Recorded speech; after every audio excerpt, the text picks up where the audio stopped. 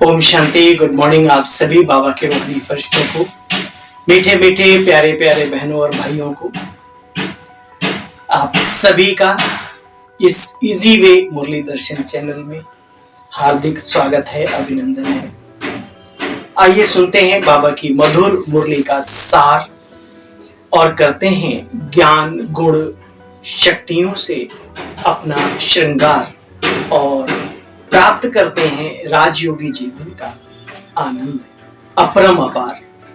प्यारे बहनों भाइयों, बीते हुए कल की मुरली में बाबा ने बहुत ही सुंदर बातें हम सभी को बताई।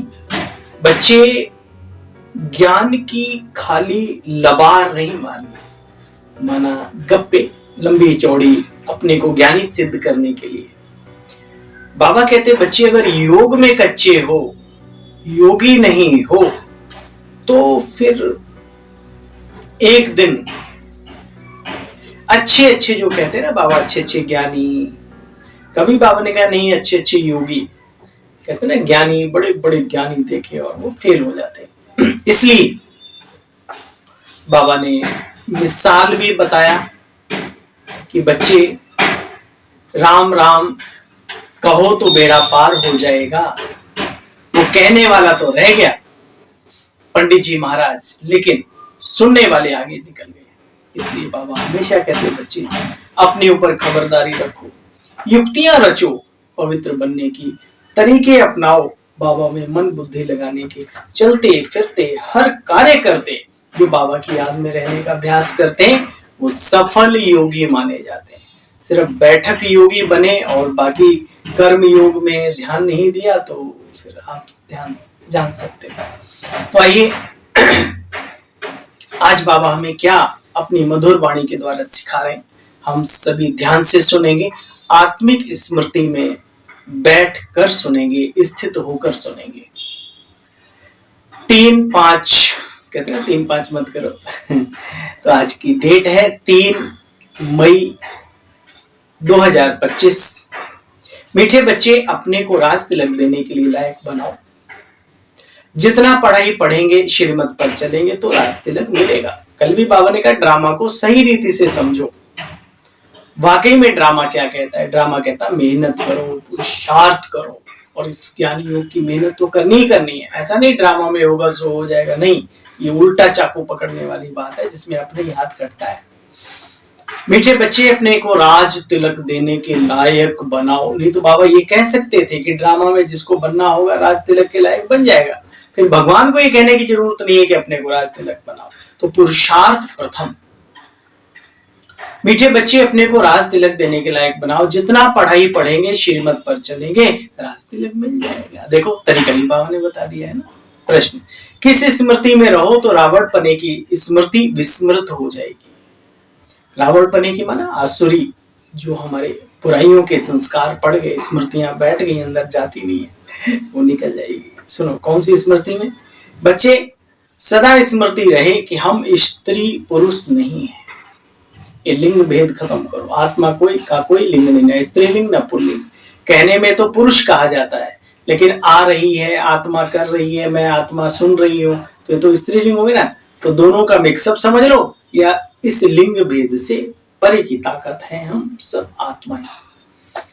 सदा स्मृति बनी रहे कि हम स्त्री पुरुष नहीं है, हम है अजर अमर अविनाशी आत्मा। हम बड़े बाबा यानी शिव बाबा से छोटे बाबा यानी ब्रह्मा बाबा द्वारा वर्षा ले रहे हैं, शिव बाबा से थ्रू ब्रह्मा के वर्षा ले रहे हैं। यह स्मृति रावण पने की स्मृति को भुला देगी। जबकि स्मृति आई है हम एक बाप के बच्चे हैं, तो रावण पने की स्मृति समाप्त हो जाती है। यह भी बच्चे पवित्र रहने की बहुत अच्छी युक्ति है, परंतु इसमें मेहनत चाहिए। स्त्रीत्व और पुरुषत्व के भान से परे हो, आत्म भान में, आत्माभिमान में रहना, इसमें थोड़ी मेहनत है। लेकिन एक बात याद रखो, बाबा ने कहा जो ये मेहनत करते हैं उन्हें जीवन में, ब्राह्मण जीवन में पवित्रता के लिए, उसको धारणा के लिए, उसको अपनाने के लिए मेहनत नहीं करनी पड़ती, ऑटोमेटिकली वो चीजें अंदर में आने लगती। ये युक्ति है, ये तरीका है। तो बाबा कहते हैं बच्चे देखो यह पवित्र रहने की बहुत अच्छी युक्ति है, परंतु इसमें मेहनत चाहिए, बिना मेहनत के तो कुछ नहीं। तुम्हें पाके हमने जहां पा लिया है, जमी तो जमी आसमां पा लिया। एक बहुत ही सुंदर गीत है, सारे ब्राह्मणों को सुनना चाहिए, है ना। आत्मिक स्थिति में स्थित होके बाबा को अपने सामने समक्ष महसूस करते हुए। ओम शांति। रूहानी बाप रूहानी बच्चों को समझाते हैं, बच्चे देखो सब तिलक यहाँ भरकुटी में देते हैं ना, इस जगह आत्मा का निवास स्थान है। फिर राज तिलक या विजय तिलक भी यहीं लगाया जाता है। तुम बच्चे इन बातों को अच्छी तरीके से जानते हो, यह आत्मा की निशानी है। अभी तुम समझ गए हो, हम विश्व के मालिक थे, सर्वगुण संपन्न थे, अब कोई गुण रहा नहीं, इसलिए गाते हैं मुझ निर्गुण हारे में कोई गुण नहीं रे, है ना। बाप कहते बच्चे यहाँ आए हो पवित्र जरूर बनना पड़े, जन्म जन्मांतर विषय बतरणी नदी में गोते खाकर थके नहीं हो। कहते हैं हम पापी हैं, निर्गुण हारे में कोई गुण नहीं, तो जरूर कभी गुण थे तब तो ये प्रार्थना करते हो। इसका मतलब पहले हम थे। आज अगर जीवन में किसी को सुख की कामना है, शांति की आकांक्षा यानी चाहत है, आनंद और प्रेम की अंदर में जिज्ञासा है, इसका मतलब वो स्वाद पहले ले चुका है। जिस चीज को कभी देखा नहीं, कभी स्वाद में लिया नहीं, उसकी याद नहीं आती, याद रखना आप। इसलिए बाबा कहते हैं बच्चे इसका मतलब है पहले सुख शांति संपन्न जीवन सतयुग में हम और आप जीवन सफल करके आए देवता रूप में। देखो बच्चे, बाप तो रचयिता है सचखंड का, और रावण किसका रचयिता है? झूठ खंड का। बाबा ने फिर समझाया है बच्चे देखो, यह राज तिलक की निशानी है, यहाँ आत्मा बहुत छोटी बिंदु रूप में निवास करती है।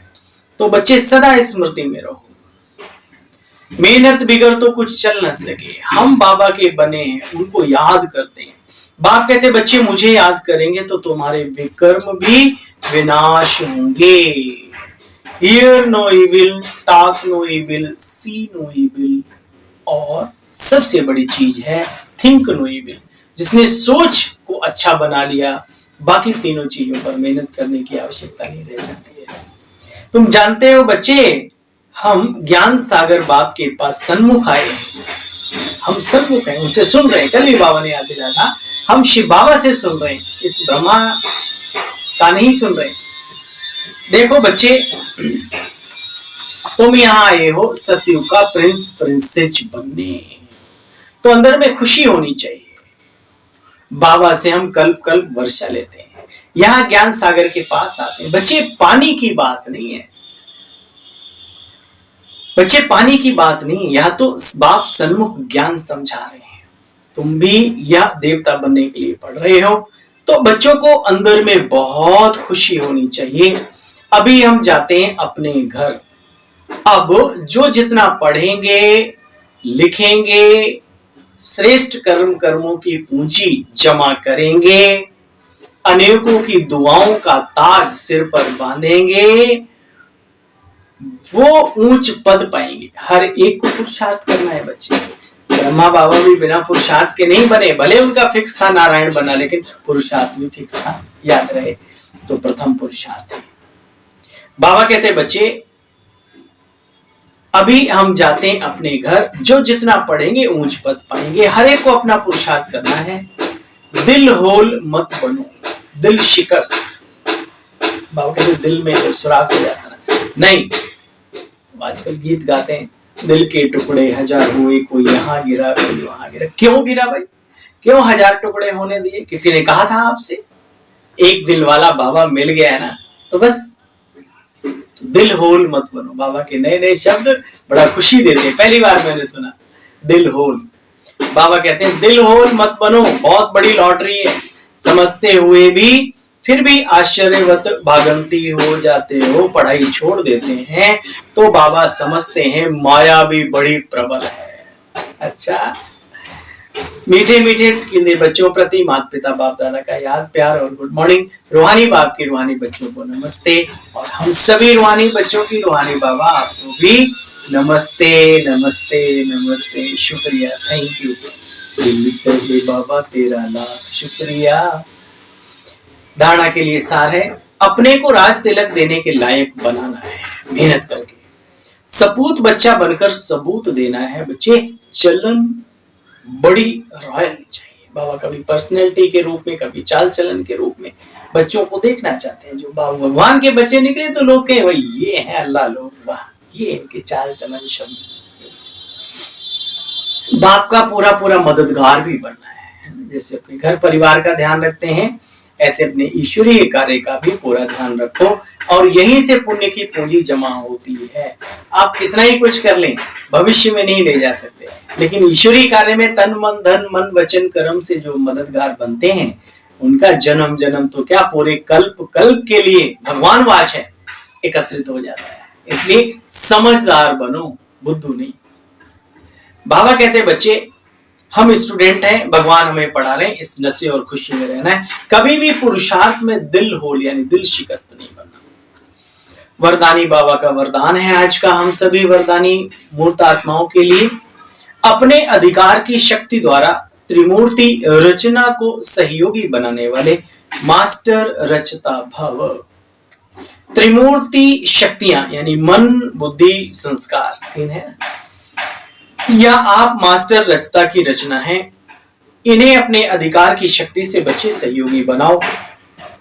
जैसे राजा स्वयं कोई कार्य नहीं करता परंतु कराता है, करने वाले राज्य कारोबारी अलग होते हैं, ऐसे आत्मा भी करावनहार है। करनहार ये मन बुद्धि और संस्कार विशेष तीन शक्तियां हैं। तो मास्टर रचयिता के वरदान को स्मृति में रख त्रिमूर्ति शक्तियों को और साकार कर्मेंद्रियों को सही रास्ते पर चलाओ। मैं आत्मा रचयिता हूं। ये इंद्रियां सूक्ष्म और स्थूल दोनों ही हमारे कर्मचारी हैं। बाबा कहते हैं इनको अपने ऑर्डर में चलाओ। स्लोगन है, अव्यक्त पालना के अधिकार का अधिकार लेने के लिए, अव्यक्त पालना के वरदान का अधिकार लेने के लिए स्पष्टवादी बनो। ये लाला पोपू नहीं, जो है क्लियर, साफ सुथरे रहो एकदम।